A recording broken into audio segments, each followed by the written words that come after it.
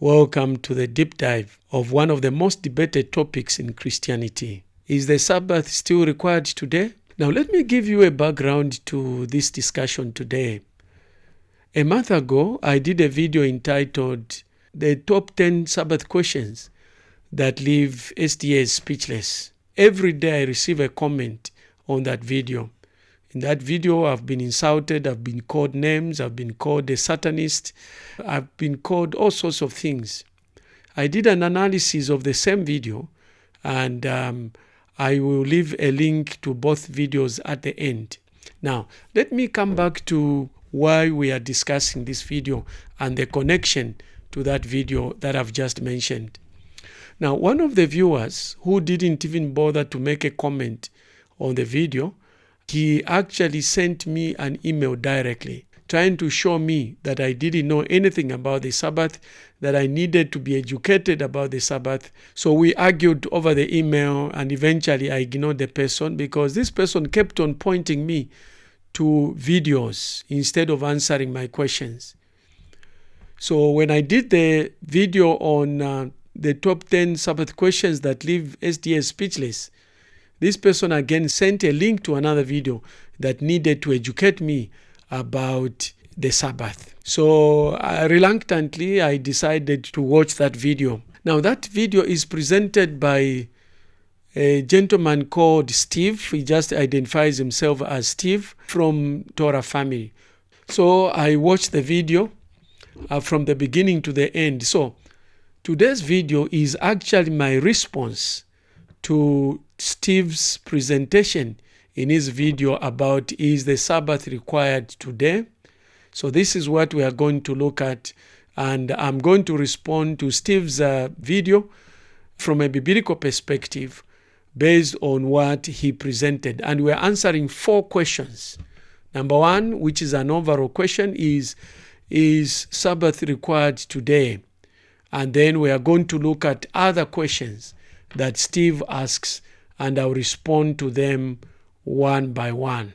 Steve argues that Sabbath observance is still required today. The question is, does his interpretation and scriptural justification he uses to say that Sabbath observance is still required today hold up to biblical scrutiny? Let's find out as we answer one by one each of the questions that Steve addresses. It's not me who is going to debunk Steve's interpretation of the Sabbath. We will let the Bible actually speak for itself. Get ready, as this is not your typical Sabbath discussion. So we'll be quoting Steve directly from the video. So I'll play a segment of the video and then I'll respond to Steve's question. Was the Sabbath for all mankind? Let's listen to what Steve says. Hey, this is Off the Cuff, and I'm Steve from TorahFamily.org. Today's topic is the Sabbath. From creation, the seventh day, the Sabbath, was set apart, meaning it was made holy. It wasn't a regular day like all the others. The other days of the week, we work. But the Sabbath, from the beginning, was made as a holy day to rest. Let's read from Deuteronomy chapter 5, starting in verse 12. Observe the Sabbath day by keeping it holy, as Yahweh your God has commanded you. 6 days you shall labor and do all your work, but the seventh day is a Sabbath to Yahweh your God. On it you shall not do any work, neither you, nor your son or daughter, nor your manservant or maidservant, nor your ox, or your donkey, or any of your animals, nor the alien within your gates, so that your manservant and maidservant may rest as you do. Remember that you were slaves in Egypt, and Yahweh your God brought you out of there with a mighty hand and outstretched arm. Therefore, Yahweh your God has commanded you to observe the Sabbath day. Please note, it's the only day of the week the Father gives a name to, the Sabbath. If you are enjoying this video, kindly like, subscribe, and smash the notice bell so that when I upload part 2 of this video, you will receive a notification. If you have any questions, you are seeking clarifications, or you want to challenge anything that I've said, please put it in the comments below. You've heard for yourself Steve's position on this case. And Steve says, from creation, the Sabbath was set apart, meaning it was made holy.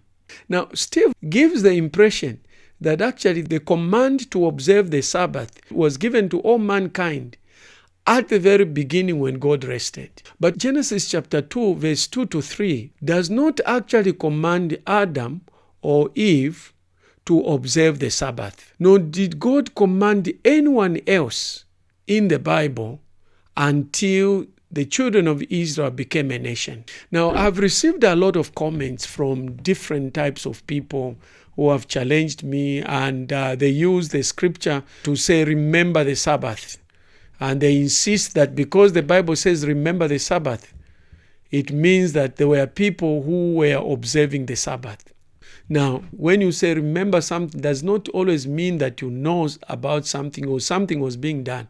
It also means make sure that you pay attention to it. All the same, even if you use that justification, Exodus 16 talks about not harvesting manna on the Sabbath. So we can also argue that maybe that's what we're being taught to remember. But it is very clear from Genesis chapter 2 to Exodus 16 that no one else is commanded to observe the Sabbath. Now, I've received other arguments from other people who say, yes, but God did not command people to do this. He did not command people to lie. He did not command people to commit adultery. It's not directly mentioned in the Bible, and yet people observed it. My response has been almost all the moral issues that are raised in the Ten Commandments on the human part, you will find them directly or indirectly discussed in the Bible. Murder is specifically mentioned, and in chapter 9 of Genesis, God even said he would require somebody's blood if he kills another. The Bible talks about violence.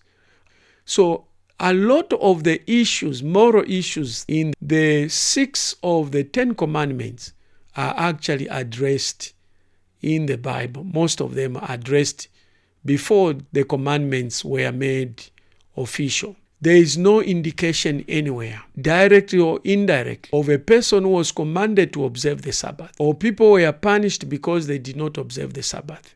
So to make an assessment that people observe the Sabbath from Genesis is actually eisegesis. There is no scriptural support, even in the unlikely event that they had observed it. There is no evidence, scriptural evidence, of the Sabbath having been observed by any person from Genesis. Yes, we agree God rested on the seventh day. We agree that God set apart that day as holy, but there is no scriptural basis to say that God commanded any human being to observe the Sabbath.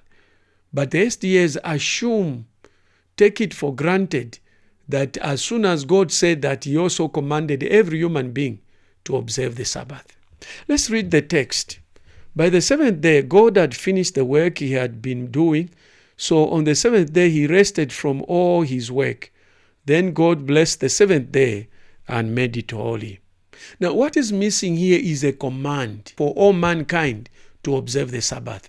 If you are enjoying this video, kindly like, subscribe, and smash the notice bell so that when I upload part 2 of this video, you will receive a notification. If you have any questions, you are seeking clarifications, or you want to challenge anything that I've said, please put it in the comments below. Now, the question is, if the Sabbath was meant for everyone from the beginning, why doesn't Noah, Abraham, Isaac, Jacob ever observe it? Why is the observance of the Sabbath never mentioned anywhere in the Bible from Genesis chapter 2 verse 3 to Exodus 16? So the first time the Sabbath is commanded is in Exodus chapter 16, given specifically to the nation of Israel and not all nations.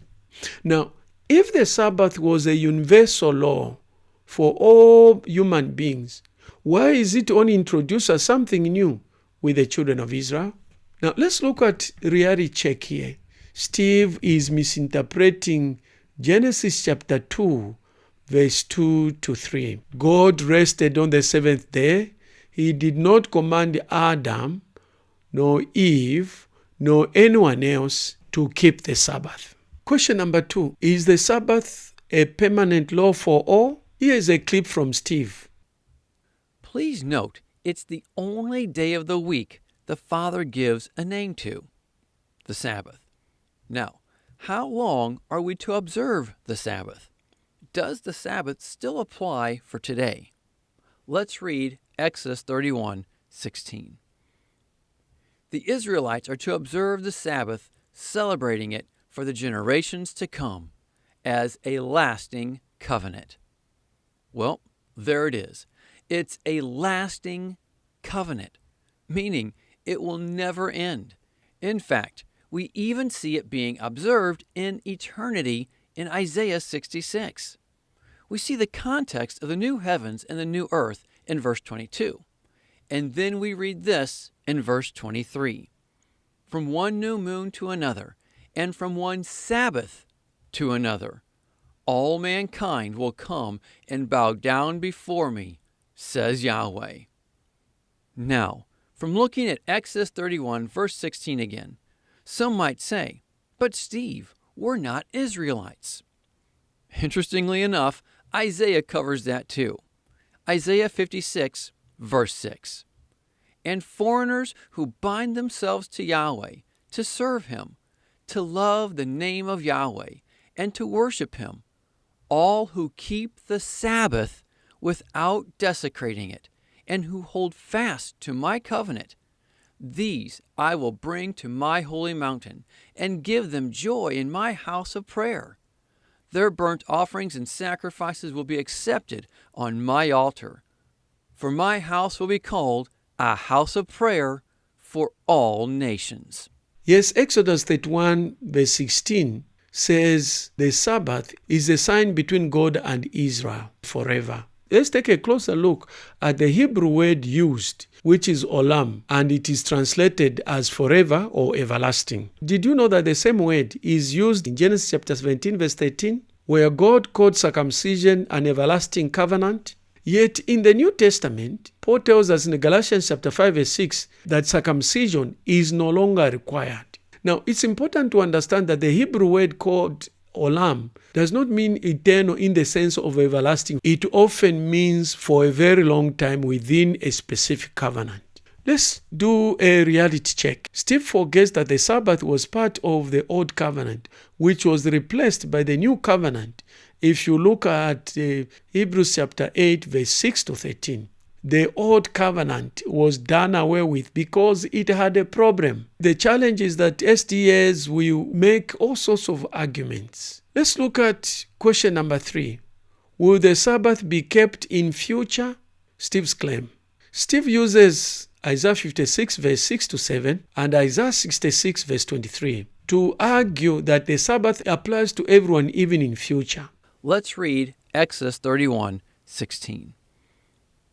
The Israelites are to observe the Sabbath, celebrating it for the generations to come as a lasting covenant. Well, there it is.